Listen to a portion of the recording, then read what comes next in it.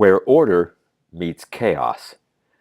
Famed Israeli writer Amos Oz called doubt and argument the syndrome of Jewish civilization and today's Israel. How many first world countries require lengthy military service of all of their citizens? The list is pretty short. South Korea, Singapore, and Israel. All of them face existential threats. South Korea is constantly at risk from attack by the North. Singapore only gained its independence from Britain as part of Malaysia in 1963. It embarked on an additional struggle for independence from Malaysia in 1965. Since then, it has faced threats from Indonesia and a communist insurgency in Indochina. Interestingly, the IDF forged a strategic link with Singapore, producing 2 manuals for its nascent army. Should we perhaps think of Singapore and Israel in similar terms? After all, Singapore, like Israel, prides itself on diversity. It's a nation of immigrants, and its military is modeled on the IDF. But Singapore, considered the great Asian tiger, doesn't incubate all that many startups. Maybe the problem lies in a trio of necessary attributes: initiative, risk-taking, and agility. What about Korea and Israel? Are they pretty similar? Korea, like Israel, is home to many large technology companies. Just look at Samsung. But it spawns relatively few startups. Maybe that's because the fear of failure muffles the spirit of entrepreneurship. Israelis, by contrast, don't care so much about the social price of failure. Take, for example, IDF commando Tal Rosenfeld, who took first place in a Harvard competition for entrepreneurship. He started a company called iView in Tel Aviv.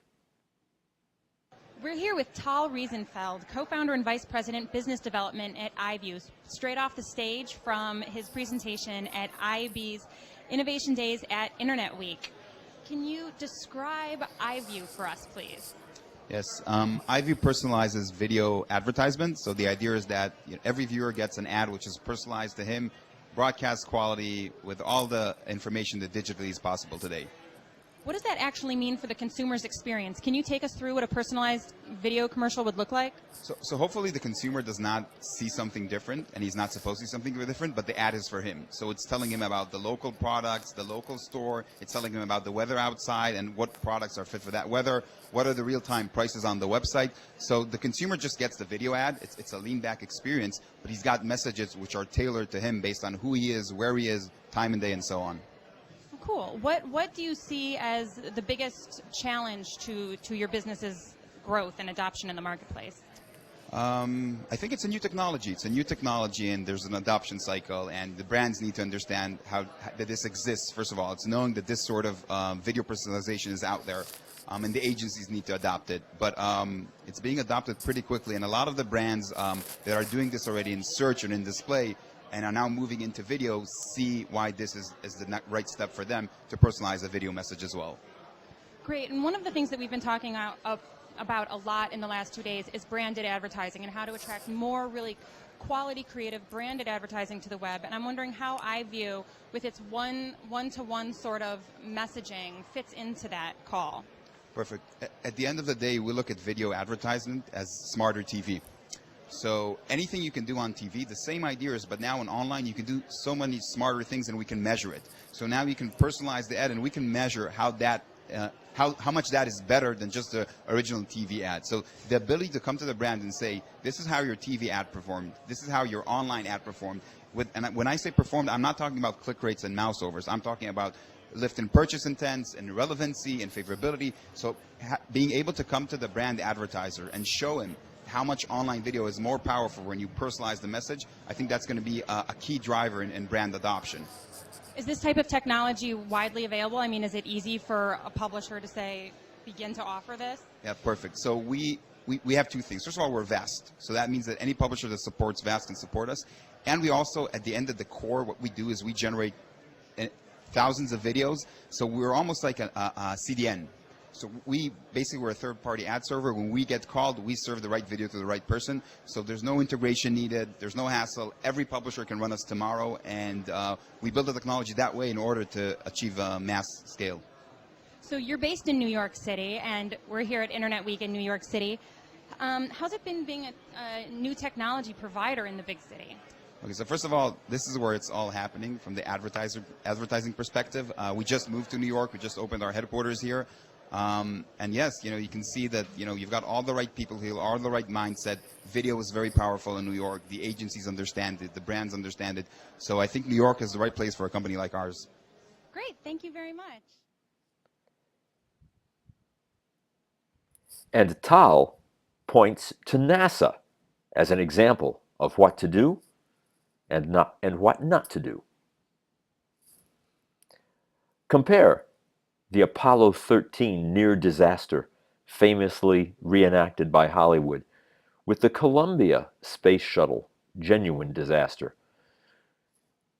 During the Apollo 13 mission, flight director Gene Kranz had teams constantly drilling to cope with any problem.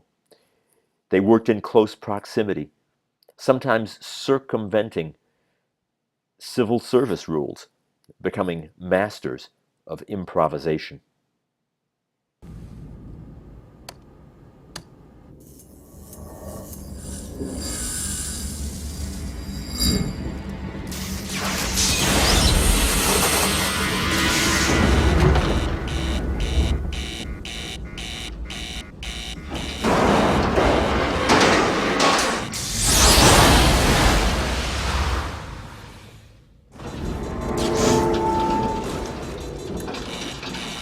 Hey, we've got a problem here. What did you do? Nothing. I stirred the tanks. Whoa. Hey. This is Houston. Say again, please. Houston, we have a problem. The directive was as important as it was short. Improvise. Okay, people, listen up. I want you all to forget the flight plan. From this moment on, we are improvising a new mission. Well, sorry, we'll get somebody to look at that. I'll get a bulb around here. How do we get our people home? They are here. We turn them around, straight back, direct abort. No, sir. We get them on a free return trajectory. It's the option with the fewest question marks for safety. I agree with Jerry. Use the moon's gravity, slingshot them around. No, the LEM will not support 3 guys for that amount of time. It barely holds I mean, we've got to do a direct abort. We do an about face, we bring the guys right home right now. Get them back soon. Absolutely. We don't even know if the Odyssey's engine's even working, and if there's been serious damage to this spacecraft. They blow up and they die. That is not the argument. We're talking about time, not whether or not these guys are... Come on, I'm not going to sugarcoat this for you. Okay, hold it. Let's hold it down. Let's hold it down, people. The only engine we've got with enough power for a direct abort is the SPS on the service module. What Lovell has told us, it could have been damaged in an explosion, so let's consider that engine dead. We light that thing up, could blow the whole works. It's just too risky. We're not going to take that chance. In fact, the only thing the command module is good for is re-entry, so that leaves us with the LEM, which means free return trajectory. Once we get the guys around the moon, we'll fire up the LEM engine, make a long burn, pick up some speed, and get them home as quick as we can. Gene, I'm wondering what the Grumman guys think about this. We can't make any guarantees. We designed the LEM to land on the moon. Not fire the engine out there for course correction. Well, unfortunately, we're not landing on the moon, are we? I don't care what anything was designed to do. I care about what it can do. So let's get to work. Let's lay it out, okay? I care about what it can do.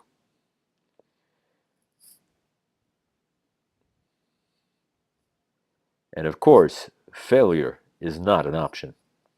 So you're telling me you can only give our guys 45 hours? That brings them to about there.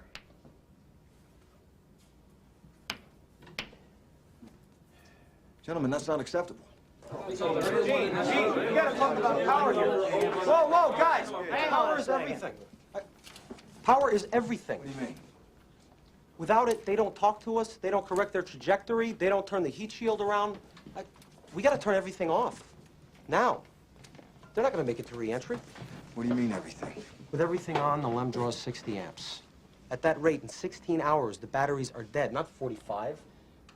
And so's the crew. We gotta get them down to 12 amps. 12 amps? How many? You can't run a vacuum cleaner on 12 amps, John. We gotta turn off.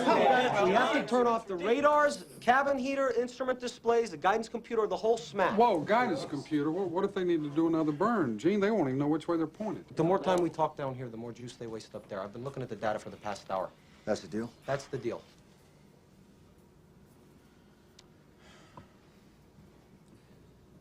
Okay, John. The minute we finish the burn, we'll power down the LEM. All right. Now, in the meantime, we're gonna have a frozen command module up there. In a couple days, we're gonna have to power it up using nothing but the re-entry batteries. We've been tried before. Hell, we've never even simulated it before, Gene. Well, we're gonna have to figure it out. I want people in our simulators, working re-entry scenarios. I want you guys to find every engineer who designed every switch, every circuit, every transistor, and every light bulb that's up there. Then I want you to talk to the guy in the assembly line who actually built the thing. Find out how to squeeze every amp out of both of these goddamn machines. I want this marked all the way back to Earth with time to spare. We never lost an American in space. We're sure as hell not gonna lose one on my watch. Failure is not an option. Classic.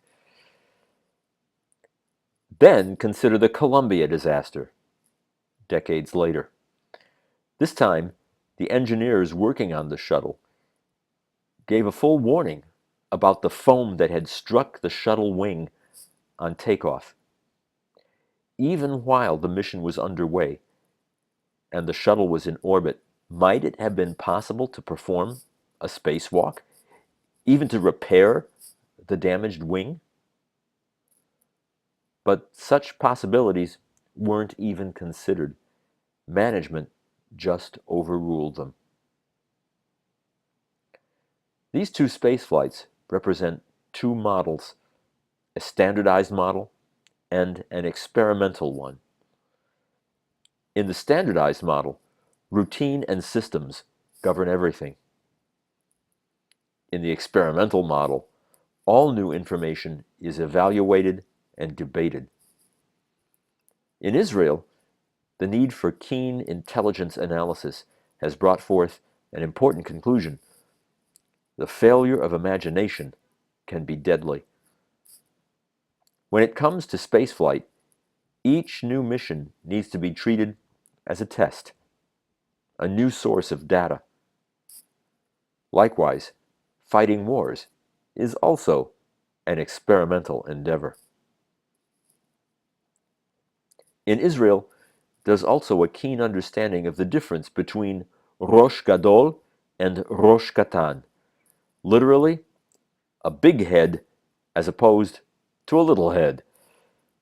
Rosh Katan implies interpreting orders narrowly, avoiding responsibility and extra work. Rosh Gadol is all about using judgment and whatever effort is necessary. It stresses improvisation over discipline. It's all about challenging the chief over respect for hierarchy. Believe it or not, challenge the chief is an injunction given in the IDF to junior soldiers. Here's Rosh Gadol in action. In the middle of the Apollo 13 crisis, Gene Kranz assembled special teams to deal with the oxygen problem and come up with a solution fast. Gene, We have a situation brewing with the carbon dioxide. We had a CO2 filter problem on the LIM module, 5 filters on the limb. which were meant for 2 guys for a day and a half. So I told the doc, You're already up to 8 on the gauges. Anything over 15 and you get impaired judgment, blackouts, the beginnings of brain asphyxia. What about the scrubbers on the command module? They take square cartridges. The ones on the limb are round.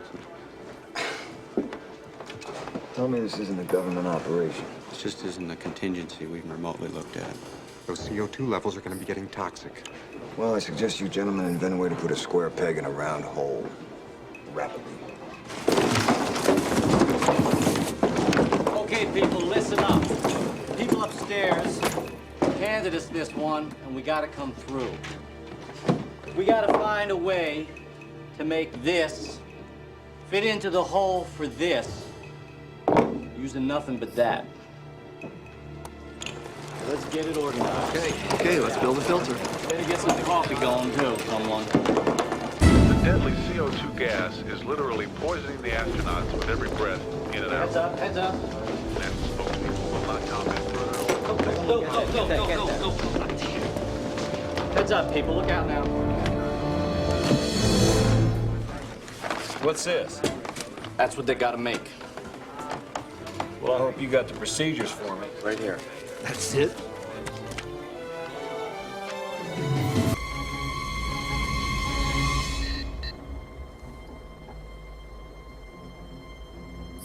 Houston, the CO2 level has dropped to 9, and it is still falling.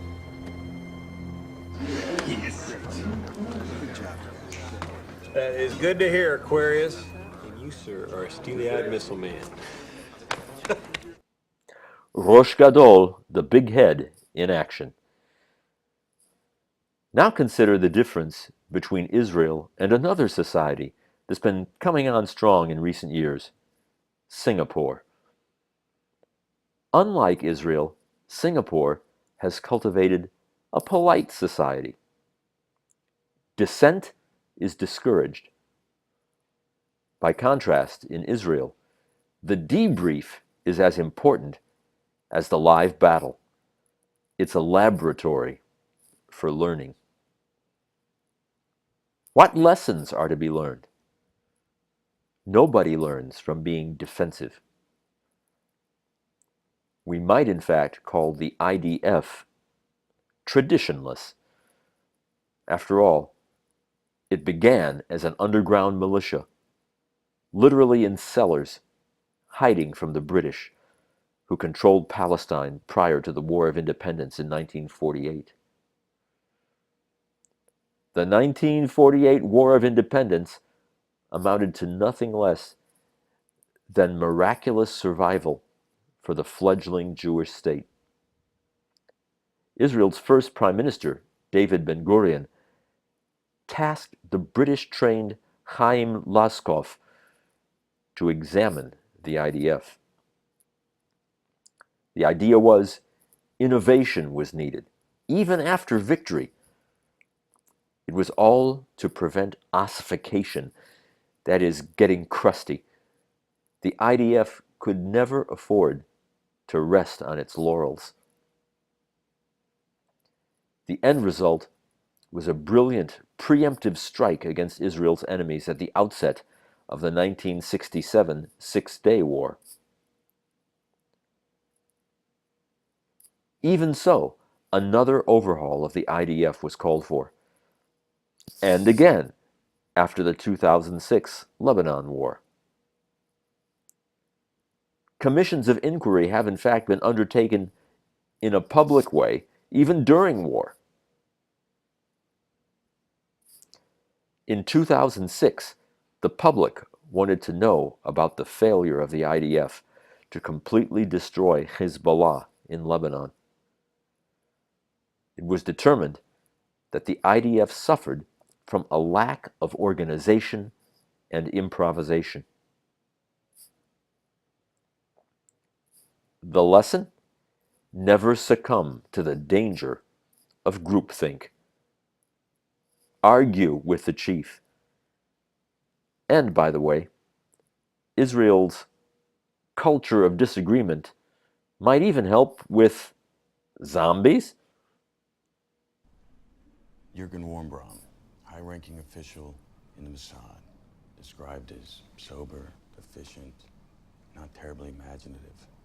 And yet, you build a wall because you read a communique that mentions the word zombie? Well, if put like that, I'd be skeptical as well. In the 30s, Jews refused to believe they could be sent to concentration camps.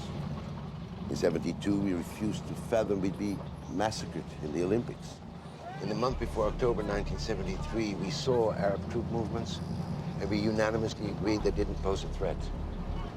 Well, a month later, the Arab attack almost drove us into the sea. So we decided to make a change. Change? The 10th man. If 9 of us look at the same information and arrive at the exact same conclusion, it's the duty of the 10th man to disagree. No matter how improbable it may seem, the 10th man has to start digging with the assumption that the other 9 are wrong. And you were that 10th man? Precisely.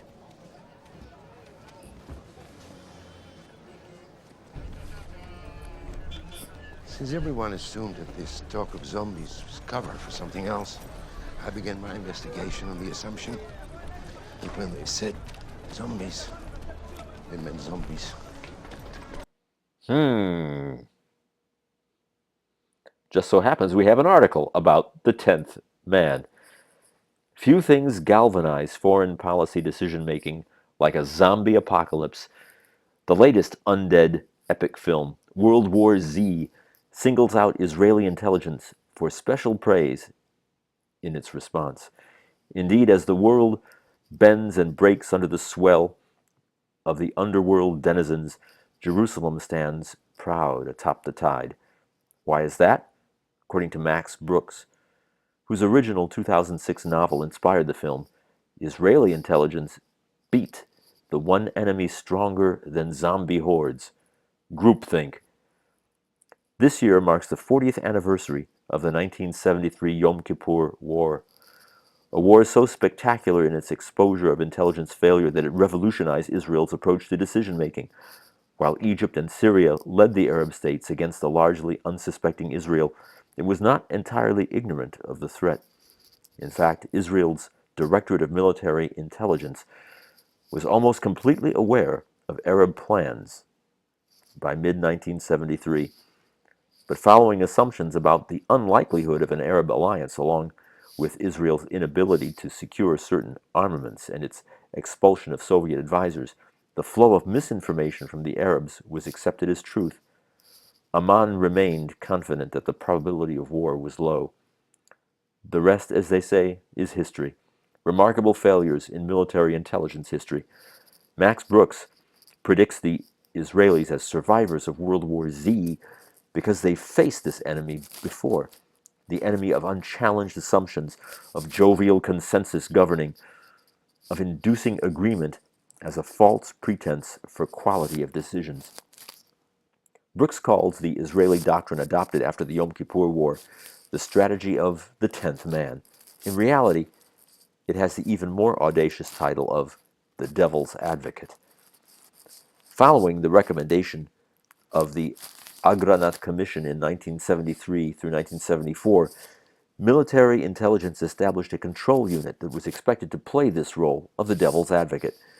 Its responsibility was to produce a range of explanations and assessments of events that avoided relying on a single concept, as happened in 1973.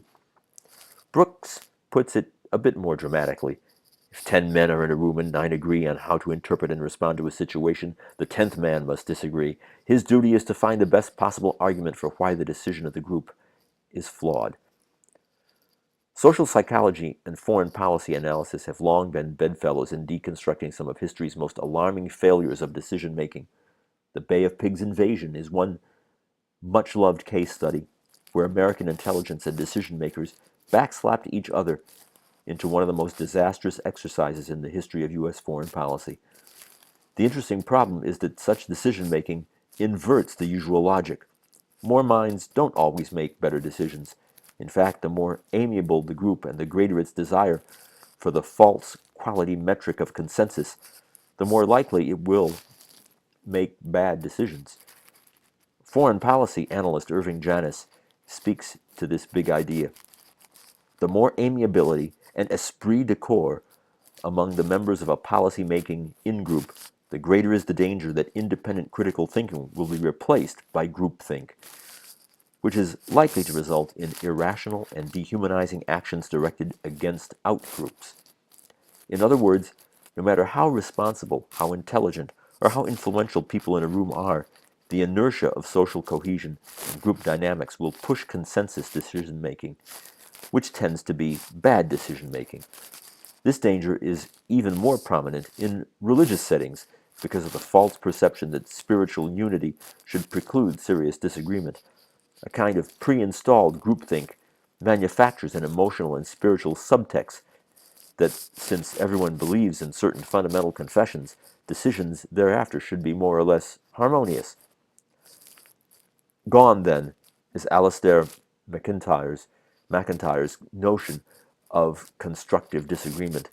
Gone, indeed, is that bedrock Westminster principle of a loyal opposition. Loyal opposition is precisely what qualifies the 10th man. It allows for marshalling the best arguments to push against groupthink, to press the soft bits, and to expose the liabilities. Our systems badly need loyal opposition, not mere contradiction. In the famous words of Monty Python, but argument.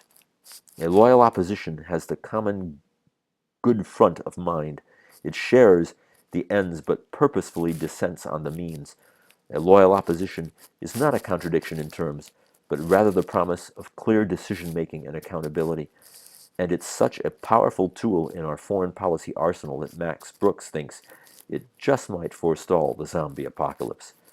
We have political, financial, and environmental apocalypse aplenty without the undead. We badly need our 10th man. What lessons have we learned in the end from Israel's example? For one thing, it's not a bad idea to devolve authority and responsibility downward. Add to that the idea that we need a little chutzpah. Cross boundaries, turn societal norms upside down, agitate in a free market economy to catalyze radical ideas. Call it asynchrony. There's also what is called the complexity science concept, the edge of chaos, where rigid order and random chaos meet and generate adaptation, complexity, and creativity. Bottom line, it's all about critical reassessment, undergirded by a doctrine of experimentation. Now, how's that for a winning formula?